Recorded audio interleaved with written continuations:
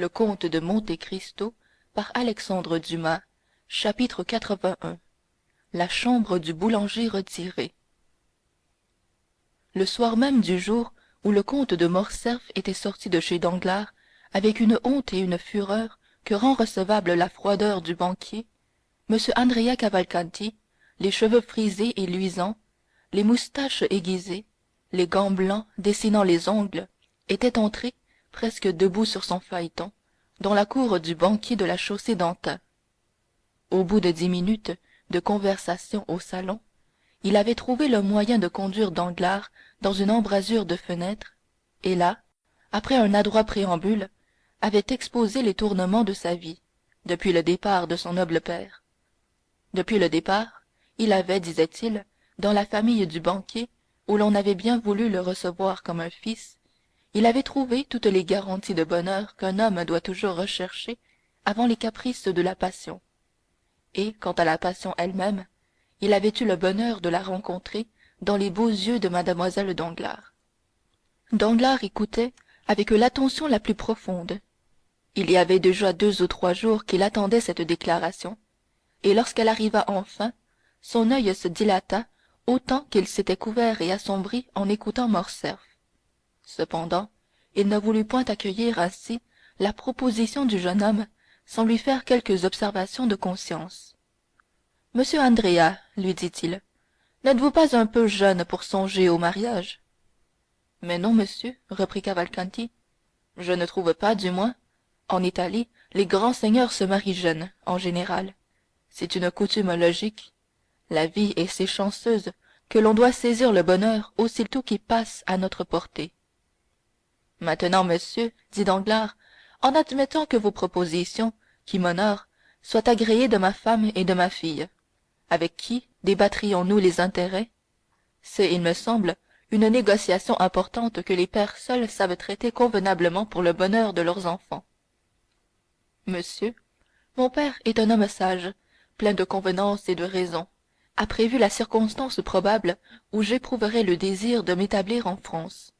Il m'a donc laissé en partant, avec tous les papiers qui constatent mon identité, une lettre par laquelle il m'assure, dans le cas où je ferais un choix qui lui soit agréable, 150 000 livres de rente, à partir du jour de mon mariage.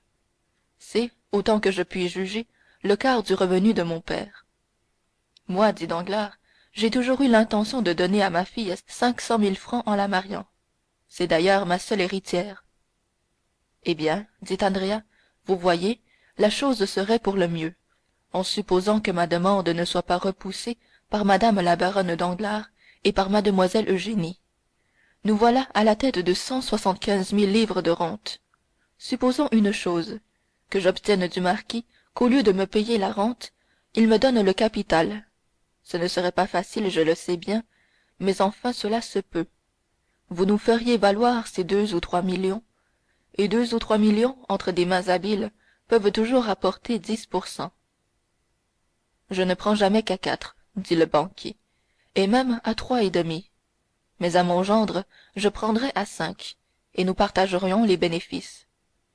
Eh bien, à merveille, beau-père, dit Cavalcanti, se laissant entraîner à la nature quelque peu vulgaire qui, de temps en temps, malgré ses efforts, faisait éclater le vernis d'aristocratie dont il essayait de les couvrir. Mais aussitôt, se reprenant, oh, pardon, monsieur, dit-il, vous voyez, l'espérance seule me rend presque fou. Que serait-ce donc la réalité? Mais, dit Danglars, qui de son côté ne s'apercevait pas combien cette conversation, désintéressée d'abord, tournait promptement à l'agence d'affaires, il y a sans doute une portion de votre fortune que votre père ne peut vous refuser. Laquelle? Demanda le jeune homme. Celle qui vient de votre mère. Eh, certainement, celle qui vient de ma mère, Leonora Corsinari. Eh bien, à combien peut monter cette portion de fortune? Ma foi, dit Andrea, je vous assure, monsieur, que je n'ai jamais arrêté mon esprit sur ce sujet, mais je l'estime à 2 millions pour le moins. Danglars ressentit cette espèce d'étouffement joyeux que ressentent, ou l'avare qui retrouve un trésor perdu, ou l'homme prêt à se noyer qui rencontre sous ses pieds la terre solide au lieu du vide dans lequel il allait s'engloutir. Eh bien, monsieur, dit Andrea, en saluant le banquier avec un tendre respect, puis-je espérer... Monsieur Andrea, dit Danglars, espérez, et croyez bien que si nul obstacle de votre part n'arrête la marche de cette affaire, elle est conclue. Mais, dit Danglars, réfléchissant, comment se fait-il que monsieur le comte de Monte Cristo, votre patron en ce monde parisien, ne soit pas venu avec vous nous faire cette demande? Andrea rougit imperceptiblement. Je viens de chez le comte, monsieur, dit-il. C'est incontestablement un homme charmant, mais d'une originalité inconcevable. Il m'a fort approuvé. Il m'a dit même qu'il ne croyait pas que mon père hésitât un instant à me donner le capital au lieu de la rente. Il m'a promis son influence pour m'aider à obtenir cela de lui. Mais il m'a déclaré que, personnellement, il n'avait jamais pris et ne prendrait jamais sur lui cette responsabilité de faire une demande en mariage. Mais je dois lui rendre cette justice. Il a daigné ajouter que, s'il avait jamais déploré cette répugnance, c'était à mon sujet, puisqu'il pensait que l'union projetée serait heureuse et assortie. Du reste, s'il ne veut rien faire officiellement, il se réserve de vous répondre, m'a-t-il dit, quand vous lui parlerez. Ah, fort bien. Maintenant, dit Andrea, avec son plus charmant sourire, j'ai fini de parler au beau-père, et je m'adresse au banquier. Que lui voulez-vous, voyons, dit en riant Danglars à son tour. C'est après-demain que j'ai quelque chose comme 4000 francs à toucher chez vous. Mais le comte a compris que le mois dans lequel j'allais entrer amènerait peut-être un surcroît de dépenses auquel mon petit revenu de garçon ne saurait suffire.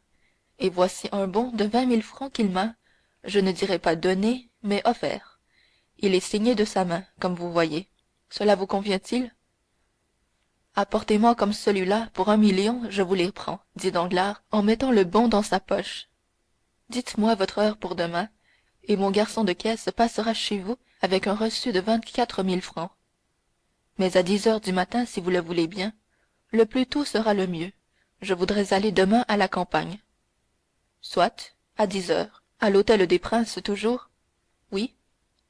Le lendemain, avec une exactitude qui faisait honneur à la ponctualité du banquier, les 24 000 francs étaient chez le jeune homme, qui sortit effectivement, laissant 200 francs pour Caderousse. Cette sortie avait, de la part d'Andrea, pour but principal d'éviter son dangereux ami. Aussi rentra-t-il le soir le plus tard possible. Mais à peine eut-il mis le pied sur le pavé de la cour, qu'il trouva devant lui le concierge de l'hôtel, qui l'attendait, la casquette à la main. Monsieur, dit-il, cet homme est venu. Quel homme? Demanda négligemment Andrea, comme s'il eût oublié celui dont, au contraire, il se souvenait trop bien. Celui à qui votre excellence fait cette petite rente. Ah oui, dit Andrea, cet ancien serviteur de mon père. Eh bien, vous lui avez donné les 200 francs que je vais laisser pour lui? Oui, excellence, précisément. Andrea se faisait appeler excellence. Mais, continua le concierge, il n'a pas voulu les prendre. Andrea pâlit. Seulement, comme il faisait nuit, personne ne le vit pâlir. Comment? Il n'a pas voulu les prendre, dit-il d'une voix légèrement émue. Non, il voulait parler à votre excellence. J'ai répondu que vous étiez sorti, il a insisté. Mais enfin, il a paru se laisser convaincre et m'a donné cette lettre qu'il avait apportée toute cachetée. Voyons, dit Andrea. Il lut à la lanterne de son phaéton. Tu sais où je demeure. Je t'attends demain à 9 heures du matin. Andrea interrogea le cachet pour voir s'il avait été forcé et si des regards indiscrets avaient pu pénétrer dans l'intérieur de la lettre. Mais elle était pliée de telle sorte, avec un tel luxe de losanges et d'angles, que pour la lire il eût fallu rompre le cachet. Or le cachet était parfaitement intact. Très bien, dit-il, pauvre homme, c'est une bien excellente créature. Et il laissa le concierge édifié par ces paroles, et ne sachant pas lequel il devait le plus admirer, du jeune maître ou du vieux serviteur. Dételez vite et montez chez moi, dit Andrea à son groom. En deux bonds, le jeune homme fut dans sa chambre et eut brûlé la lettre de Caderousse, dont il fit disparaître jusqu'aux cendres. Il achevait cette opération lorsque le domestique entra. Tu es de la même taille que moi, Pierre, lui dit-il. j'ai cet honneur-là, Excellence, répondit le valet. Tu dois avoir une livrée neuve qu'on t'a apportée hier? Oui, monsieur. J'ai affaire à une petite grisette à qui je ne veux dire ni mon titre ni ma condition. Prête-moi ta livrée et apporte-moi tes papiers, afin que je puisse, si besoin est, coucher dans une auberge. Pierre obéit. 5 minutes après, Andrea, complètement déguisé, sortait de l'hôtel sans être reconnu, prenait un cabriolet et se faisait conduire à l'auberge du Cheval Rouge, à Picpus. Le lendemain, il sortit de l'auberge du Cheval Rouge comme il était sorti de l'hôtel des Princes, c'est-à-dire sans être remarqué, descendit le faubourg Saint-Antoine, prit le boulevard jusqu'à la rue Ménilmontant, et, s'arrêtant à la porte de la troisième maison à gauche, chercha à qui il pouvait, en l'absence du concierge, demander des renseignements. Que cherchez-vous, mon joli garçon? Demanda la fruitière d'en face.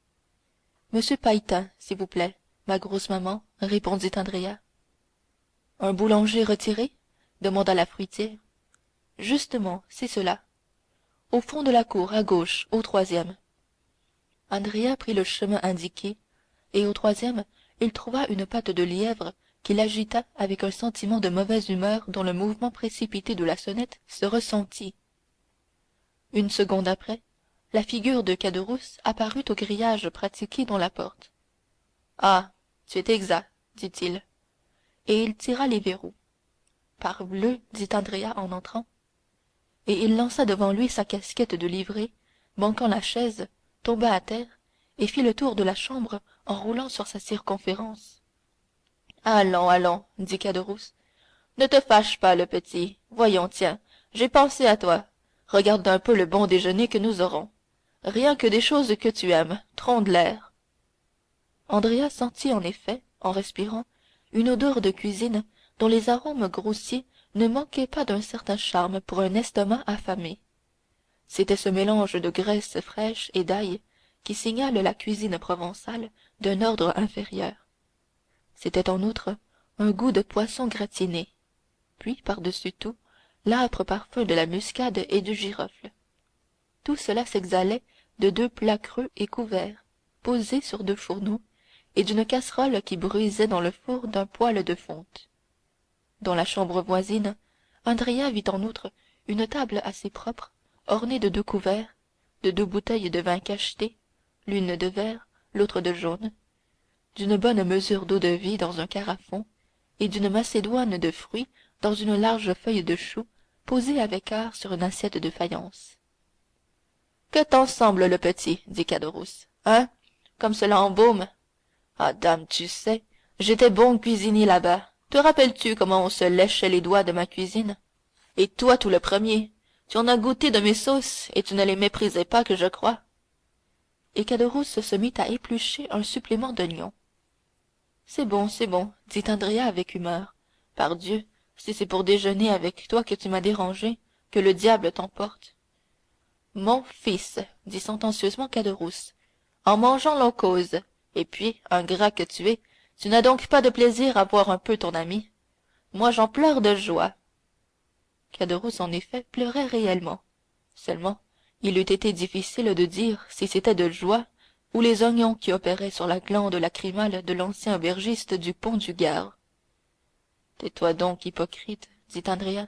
Tu m'aimes, toi? Oui, je t'aime, ou le diable m'emporte. C'est une faiblesse, dit Caderousse. Je le sais bien, mais c'est plus fort que moi. Ce qui ne t'empêche pas de m'avoir fait venir pour quelque perfidie. Allons donc, dit Caderousse, en essuyant son large couteau à son tablier. Si je ne t'aimais pas, est-ce que je supporterais la vie misérable que tu me fais? Regarde un peu, tu as sur le dos l'habit de ton domestique. Donc tu as un domestique. Moi je n'en ai pas, et je suis forcé d'éplucher mes légumes moi-même. Tu fais fi de ma cuisine parce que tu dînes à la table d'hôte de l'hôtel des Princes ou du café de Paris. Eh bien moi aussi, je pourrais avoir un domestique. Moi aussi je pourrais avoir un tilbury. Moi aussi je pourrais dîner où je voudrais. Eh bien, pourquoi est-ce que je m'en prive? Pour ne pas faire de peine à mon petit Benedetto. Voyons, avoue seulement que je ne le pourrais, hein? Et un regard parfaitement clair de Caderousse terminait le sens de la phrase. Bon, dit Andrea, mettons que tu m'aimes. Alors pourquoi exiges-tu que je vienne déjeuner avec toi? Mais pour te voir, le petit. Pour me voir? À quoi bon, puisque nous avons fait d'avance toutes nos conditions? Eh, cher ami, dit Caderousse, est-ce qu'il y a des testaments sans codicille? Mais tu es venu pour déjeuner d'abord, n'est-ce pas? Eh bien, voyons, assieds-toi, et commençons par ces sardines et ce beurre frais que j'ai mis sur des feuilles de vigne à ton intention, méchant. Ah oui, tu regardes ma chambre, mes 4 chaises de paille, mes images à 3 francs le cadre. Dame, que veux-tu? Ce n'est pas l'hôtel des princes. Allons, te voilà dégoûté à présent. Tu n'es plus heureux, toi qui ne demandais qu'à avoir l'air d'un boulanger retiré. Caderousse poussa un soupir. Eh bien, qu'as-tu à dire? Tu as vu ton rêve réalisé. J'ai à dire que c'est un rêve. Un boulanger retiré, mon pauvre Benedetto, c'est riche, cela a des rentes. Pardieu, tu en as des rentes. Moi? Oui, toi, puisque je t'apporte tes 200 francs. Caderousse haussa les épaules. C'est humiliant, dit-il, de recevoir ainsi de l'argent donné à contre-cœur, de l'argent éphémère, qui peut me manquer du jour au lendemain. Tu vois bien que je suis obligé de faire des économies pour le cas où ta prospérité ne durerait pas. Eh bien, mon ami, la fortune est inconstante, comme disait l'aumônier du régiment. Je sais bien qu'elle est immense, ta prospérité, scélérat. Tu vas épouser la fille de Danglars. Comment, de Danglars? Et certainement de Danglars. Ne faut-il pas que je dise du baron Danglars? C'est comme si je disais du comte Benedetto. C'est un ami, Danglars, et s'il n'avait pas la mémoire si mauvaise, il devrait m'inviter à ta noce, attendu qu'il est venu à la mienne. Oui, oui, oui, à la mienne, dame. Il n'était pas si fier dans ce temps-là. Il était petit commis chez ce bon monsieur Morrel. J'ai dîné plus d'une fois avec lui et le comte de Morcerf. Va, tu vois que j'ai de belles connaissances, et que si je voulais les cultiver un petit peu, nous nous rencontrerions dans les mêmes salons. Allons donc, ta jalousie te fait voir des arcs-en-ciel, Caderousse. C'est bon, Benedetto mio, on sait ce que l'on dit. Peut-être qu'un jour aussi, l'on mettra son habit des dimanches, et qu'on ira dire à une porte cochère, le cordon, s'il vous plaît. En attendant, assieds-toi et mangeons. Caderousse donna l'exemple et se mit à déjeuner de bon appétit, et en faisant l'éloge de tous les mets qu'il servait à son hôte. Celui-ci sembla prendre son parti, déboucha bravement les bouteilles, et attaqua la bouillabaisse et la morue gratinée à l'ail et à l'huile. Ah, compère, dit Caderousse, il paraît que tu te raccommodes avec ton ancien maître d'hôtel. Ma foi, oui, répondit Andrea, chez lequel, jeune et vigoureux qu'il était, l'appétit l'emportait pour le moment sur toute autre chose. Et tu trouves cela bon, coquin? Si bon que je ne comprends pas comment un homme qui fricasse et qui mange de si bonnes choses peut trouver que la vie est mauvaise. Vois-tu, dit Caderousse, c'est que tout mon bonheur est gâté par une seule pensée. Laquelle? C'est que je vis aux dépens d'un ami, moi qui ai toujours bravement gagné ma vie moi-même.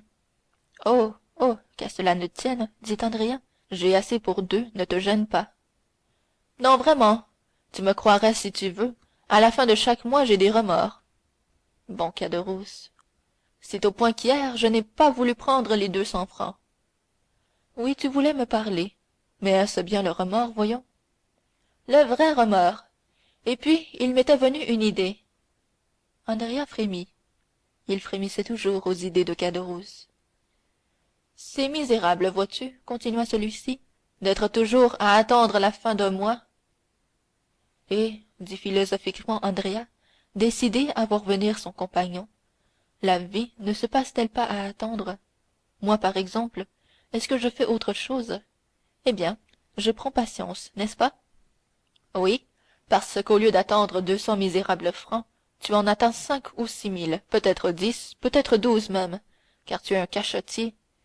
Là-bas, tu avais toujours des boursicots, des tirelires, que tu essayais de soustraire à ce pauvre ami Caderousse. Heureusement qu'il avait le nez fin, le Caderousse en question.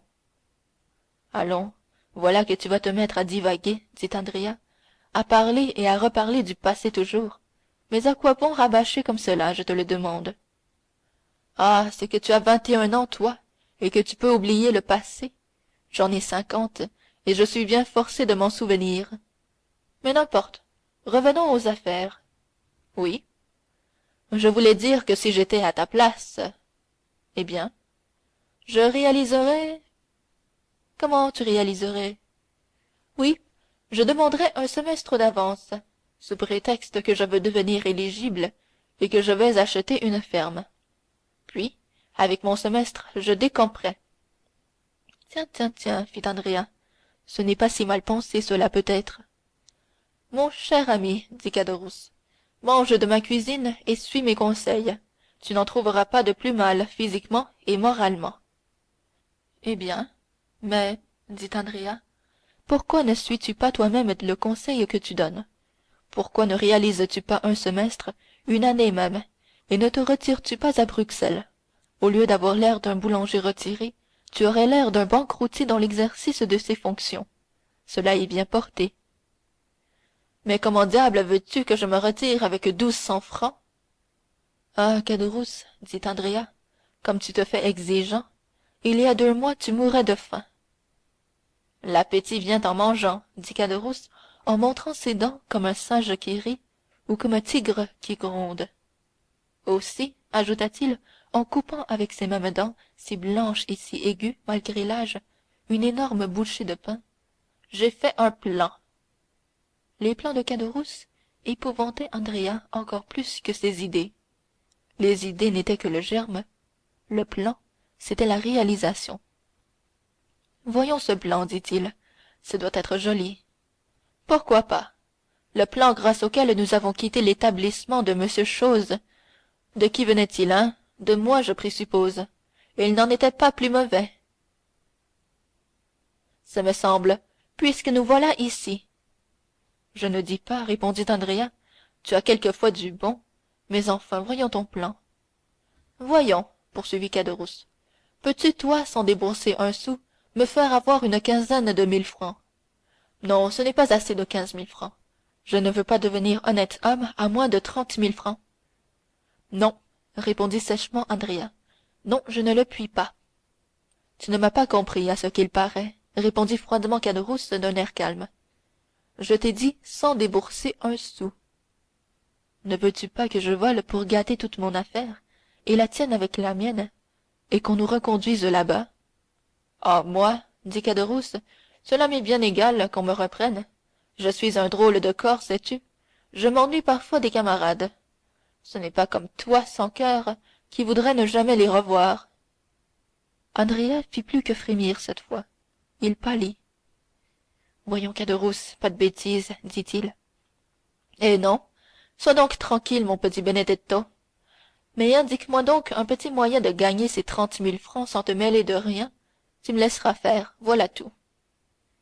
Eh bien, je verrai, je chercherai, dit Andrea. Mais en attendant, tu pousseras mon mois à 500 francs. J'ai une manie, je voudrais prendre une bonne. Eh bien, tu auras tes 500 francs, dit Andrea. Mais c'est lourd pour moi, mon pauvre Caderousse, tu abuses. Bah, dit Caderousse, puisque tu puises dans des coffres qui n'ont point de fond. On eût dit qu'Andrea attendait là son compagnon, tant son œil brilla d'un rapide éclair qui, il est vrai, s'éteignit aussitôt. Ça, c'est la vérité, répondit Andrea, et mon protecteur est excellent pour moi. Ce cher protecteur, dit Caderousse. Ainsi donc, il te fait par mois 5 000 francs, dit Andrea. Autant de 1000 que tu me fais de 100, reprit Caderousse. En vérité, il n'y a que des bâtards pour avoir du bonheur. 5 000 francs par mois, que diable peut-on faire de tout cela? Et mon Dieu, c'est bien vite dépensé. Aussi, je suis comme toi. Je voudrais bien avoir un capital. Un capital. Oui, je comprends. Tout le monde voudrait bien avoir un capital. Eh bien, moi, j'en aurai un. Et qui est-ce qui te la fera? Ton prince? Oui, mon prince. Malheureusement, il faut que j'attende. Que tu attendes quoi? Demanda Caderousse. Sa mort. La mort de ton prince? Oui. Comment cela? Parce qu'il m'a porté sur son testament. Vrai? Parole d'honneur. Pour combien? Pour 500 000. Rien que cela, merci du peu. C'est comme je te le dis. Allons donc, pas possible. Caderousse, tu es mon ami? Comment donc? À la vie, à la mort. Eh bien, je vais te dire un secret. Dis. Mais écoute. Oh, pardieu, muet comme une carpe. Eh bien, je crois. Andrea s'arrêta en regardant autour de lui. Tu crois? N'aie pas peur, pardieu, nous sommes seuls. Je crois que j'ai retrouvé mon père. Ton vrai père? Oui. Pas le père Cavalcanti. Non, puisque celui-là est reparti. Le vrai, comme tu dis. Et ce père, c'est... Eh bien, Caderousse, c'est le comte de Monte Cristo. Bah! Oui, tu comprends? Alors tout s'explique. Il ne peut pas m'avouer tout haut, à ce qu'il paraît, mais il me fait reconnaître par M. Cavalcanti, à qui il donne 50 000 francs pour ça. 50 000 francs pour être ton père. Moi, j'aurais accepté pour moitié prix, pour 20 000, pour 15 000. Comment tu n'as pas pensé à moi, ingrat? Est-ce que je savais cela, puisque tout s'est fait tandis que nous étions là-bas? Ah, c'est vrai. Et tu dis que, par son testament, il me laisse 500 000 livres. Tu en es sûr? Il me l'a montré. Mais ce n'est pas tout. Il y a un codicille, comme je disais tout à l'heure. Probablement. Et dans ce codicille, il me reconnaît. Oh, le bonhomme de père, le brave homme de père, l'honnêtissime homme de père, dit Caderousse en faisant tourner en l'air une assiette qu'il retint entre ses deux mains. Voilà, dis encore que j'ai des secrets pour toi. Non, et ta confiance t'honore à mes yeux. Et ton prince de père, il est donc riche, richissime? Je le crois bien. Il ne connaît pas sa fortune. Est-ce possible? Dame, je le vois bien, moi qui suis reçu chez lui tout à l'heure. L'autre jour, c'était un garçon de banque qui lui apportait 50 000 francs dans un portefeuille gros comme ta serviette. Hier, c'est un banquier qui lui apportait 100 000 francs en or. Caderousse était abasourdi. Il lui semblait que les paroles du jeune homme avaient le son du métal, et qu'il entendait rouler des cascades de louis. Et tu vas dans cette maison-là, s'écria-t-il avec naïveté. Quand je veux. Caderousse demeura pensif un instant. Il était facile de voir qu'il retournait dans son esprit quelque profonde pensée. Puis soudain, que j'aimerais avoir tout cela, s'écria-t-il. Et comme tout cela doit être beau. Le fait est, dit Andrea, que c'est magnifique. Et ne demeure-t-il pas avenue des Champs-Élysées? Numéro 30. Ah, dit Caderousse, numéro 30. Oui, une belle maison isolée, entre cour et jardin. Tu ne connais que cela. C'est possible, mais ce n'est pas l'extérieur qui m'occupe, c'est l'intérieur. Les beaux meubles, hein, qu'il doit y avoir là-dedans. As-tu vu quelquefois les Tuileries? Non. Eh bien, c'est plus beau. Dis donc, Andrea, il doit faire bon à se baisser quand ce bon Monte Cristo laisse tomber sa bourse. Oh mon Dieu, ce n'est pas la peine d'attendre ce moment-là, dit Andrea.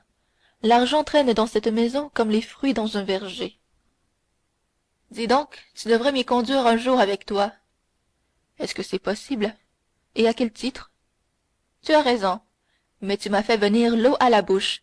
Il faut absolument que je voie cela. Je trouverai un moyen. Pas de bêtises, Caderousse. Je me présenterai comme frotteur. Il y a des tapis partout. Ah, pécaïre! Alors il faut que je me contente de voir cela en imagination. C'est ce qu'il y a de mieux, crois-moi. Tâche au moins de me faire comprendre ce que cela peut être. Comment veux-tu? Rien de plus facile. Est-ce grand? Ni trop grand, ni trop petit. Mais comment est-ce distribué? Dame, il me faudrait de l'encre et du papier pour faire un plan. En voilà, dit vivement Caderousse. Et il alla chercher sur un vieux secrétaire une feuille de papier blanc, de l'encre et une plume. Tiens, dit Caderousse, trace-moi tout cela sur du papier, mon fils. Andrea prit la plume avec un imperceptible sourire et commença. La maison, comme je te l'ai dit, est entre cour et jardin. Vois-tu comme cela? Et Andrea fit le tracé du jardin, de la cour et de la maison. Des grands murs? Non, 8 ou 10 pieds tout au plus. Ce n'est pas prudent, dit Caderousse. Dans la cour, des caisses d'orangers, des pelouses, des massifs de fleurs. Et pas de piège à loups? Non. Les écuries? Aux deux côtés de la grille, où tu vois, là. Et Andrea continua son plan. Voyons le rez-de-chaussée, dit Caderousse. Au rez-de-chaussée, salle à manger, deux salons, salle de billard, escalier dans le vestibule et petit escalier dérobé. Des fenêtres? Des fenêtres magnifiques, si belles, si larges que, ma foi, je crois qu'un homme de ta taille passerait par chaque carreau. Pourquoi diable a-t-on des escaliers quand on a des fenêtres pareilles? Que veux-tu? Le luxe. Mais des volets? Oui, des volets, mais dont on ne se sert jamais. Un original, ce comte de Monte Cristo, qui aime à voir le ciel même pendant la nuit. Et les domestiques, où couchent-ils? Oh, ils ont leur maison à eux. Figure-toi un joli hangar à droite en entrant, où l'on serre les échelles. Eh bien, il y a sur ce hangar une collection de chambres pour les domestiques, avec des sonnettes correspondant aux chambres. Ah, diable, des sonnettes! Tu dis? Moi? Rien. Je dis que cela coûte très cher à poser les sonnettes. Et à quoi cela sert-il, je te le demande? Autrefois, il y avait un chien qui se promenait la nuit dans la cour, mais on l'a fait conduire dans la maison d'Auteuil, tu sais, à celle où tu es venu. Oui.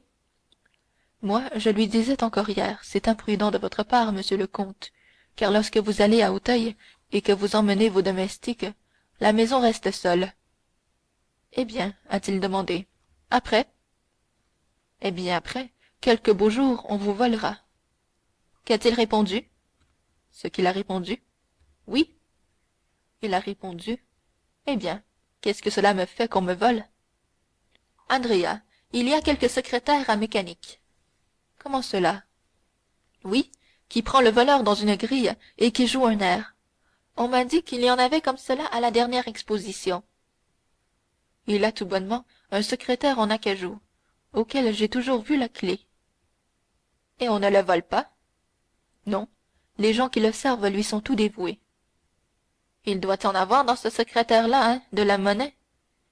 Il y a peut-être. On ne peut pas savoir ce qu'il y a. Et où est-il? Au premier. Fais-moi donc un peu le plan du premier, le petit, comme tu m'as fait celui du rez-de-chaussée. C'est facile. Et Andrea reprit la plume. Au premier, vois-tu, il y a antichambre, salon, à droite du salon, bibliothèque et cabinet de travail. À gauche du salon, une chambre à coucher et un cabinet de toilette. C'est dans le cabinet de toilette qu'est le fameux secrétaire. Et une fenêtre au cabinet de toilette? Deux, là et là. Et Andrea dessina deux fenêtres à la pièce qui, sur le plan, faisaient l'angle et figuraient comme un carré moins grand ajouté au carré long de la chambre à coucher. Caderousse devint rêveur. Et va-t-il souvent à Auteuil? Demanda-t-il. 2 ou 3 fois par semaine, demain par exemple. Il doit y aller passer la journée et la nuit. Tu en es sûr? Il m'a invité à y aller dîner. À la bonne heure, voilà une existence, dit Caderousse. Maison à la ville, maison à la campagne. Voilà ce que c'est que d'être riche. Et iras-tu dîner? Probablement. Quand tu y dînes, y couches-tu? Quand cela me fait plaisir. Je suis chez le comte comme chez moi. Caderousse regarda le jeune homme comme pour y arracher la vérité au fond de son cœur. Mais Andrea tira une boîte à cigares de sa poche, y prit un havane, l'alluma tranquillement et commença à le fumer sans affectation. Quand veux-tu les 500 francs? Demanda-t-il à Caderousse. Mais tout de suite, si tu les as. Andrea tira 25 louis de sa poche. Des genêts, dit Caderousse. Non, merci. Eh bien, tu les méprises? Je les estime au contraire, mais je n'en veux pas. Tu gagneras le change, imbécile. L'or vaut 5 sous. C'est ça. Et puis le changeur fera suivre l'ami Caderousse, et puis on lui mettra la main dessus, et puis il faudra qu'il dise quels sont les fermiers qui lui paient ses redevances en or. Pas de bêtises, le petit, de l'argent tout simplement, des pièces rondes à l'effigie d'un monarque quelconque. Tout le monde peut atteindre à une pièce de 5 francs. Tu comprends bien que je n'ai pas 500 francs sur moi, il m'aurait fallu prendre un commissionnaire. Eh bien, laisse-les chez toi. À ton concierge, c'est un brave homme, j'irai les prendre. Aujourd'hui? Non, demain. Aujourd'hui, je n'ai pas le temps. Eh bien, soit. Demain, en partant pour Auteuil, je les laisserai. Je peux compter dessus? Parfaitement. C'est que je vais arrêter d'avance, ma bonne, vois-tu? Arrête. Mais ce sera fini, hein? Tu ne me tourmenteras plus? Jamais. Caderousse était devenu si sombre qu'Andrea craignit d'être forcé de s'apercevoir de ce changement. Il redoubla donc de gaieté et d'insouciance. Comme tu es guilleret, dit Caderousse, on dirait que tu tiens déjà ton héritage. Non pas malheureusement, mais le jour où je le tiendrai. Eh bien? Eh bien, on se souviendra des amis. Je ne te dis que ça. Oui, comme tu as bonne mémoire, justement. Que veux-tu? Je croyais que tu voulais me rançonner. Moi? Oh, quelle idée! Moi qui, au contraire, vais te donner un conseil d'ami. Lequel? C'est de laisser ici le diamant que tu as à ton doigt. Ah ça! Mais tu veux donc nous faire prendre? Tu veux donc nous perdre tous les deux, que tu fais de pareilles bêtises? Pourquoi cela? dit Andrea. Comment? Tu prends une livrée, tu te déguises en domestique, et tu gardes à ton doigt un diamant de 4 à 5 000 francs? Peste! Tu estimes juste? Pourquoi ne te fais-tu pas commissaire-priseur? C'est que je m'y connais en diamants. J'en ai eu. Je te conseille de t'en vanter, dit Andrea, qui, sans se courroucer, comme le craignait Caderousse, de cette nouvelle extorsion, livra complaisamment la bague. Caderousse la regarda de si près qu'il fut clair pour Andrea qu'il examinait si les arêtes de la coupe étaient bien vives. C'est un faux diamant, dit Caderousse. Allons donc, fit Andrea, plaisantes-tu? Oh, ne te fâche pas, on peut voir. Et Caderousse alla à la fenêtre, fit glisser le diamant sur le carreau. On entendit crier la vitre. Confiteor, dit Caderousse, en passant le diamant à son petit doigt. Je me trompais. Mais ces voleurs de joailliers imitent si bien les pierres qu'on n'ose plus aller voler dans les boutiques de bijouterie. C'est encore une branche d'industrie paralysée. Eh bien, dit Andrea, est-ce fini? As-tu encore quelque chose à me demander? Ne te gêne pas pendant que tu y es. Non, tu es un bon compagnon au fond. Je ne te retiens plus, et je tâcherai de me guérir de mon ambition. Mais prends garde qu'en vendant ce diamant, il ne t'arrive ce que tu craignais qu'il ne t'arrivât pour l'or. Je ne le vendrai pas, sois tranquille. Non, pas d'ici à après-demain du moins, pensa le jeune homme. Heureux coquin, dit Caderousse, tu t'en vas retrouver tes laquais, tes chevaux, ta voiture et ta fiancée. Mais oui, dit Andrea. Dis donc, j'espère que tu me feras un joli cadeau de noces le jour où tu épouseras la fille de mon ami Danglars. Je t'ai déjà dit que c'était une imagination que tu t'étais mise en tête. Combien de dot? Mais je te dis, 1 million? Andrea haussa les épaules. Va pour 1 million, dit Caderousse. Tu n'en auras jamais autant que je t'en désire. Merci, dit le jeune homme. Oh, c'est de bon cœur, ajouta Caderousse en riant de son gros rire. Attends que je te reconduise. C'est pas la peine. Si fait. Pourquoi cela? Oh, parce qu'il y a un petit secret à la porte. C'est une mesure de précaution que j'ai au devoir d'adopter. Serrure Huret et Fichet, revue et corrigée par Gaspard Caderousse. Je t'en confectionnerai une pareille quand tu seras capitaliste. Merci, dit Andrea. Je te ferai prévenir 8 jours d'avance. Ils se séparèrent. Caderousse resta sur le palier jusqu'à ce qu'il eût vu Andrea non seulement descendre les 3 étages, mais encore traverser la cour. Alors il rentra précipitamment, ferma la porte avec soin, et se mit à étudier, en profond architecte, le plan que lui avait laissé Andrea. Ce cher Benedetto, dit-il, je crois qu'il ne serait pas fâché d'hériter, et que celui qui avancera le jour où il doit palper ses 500 000 francs ne sera pas son plus méchant ami. Chapitre 81.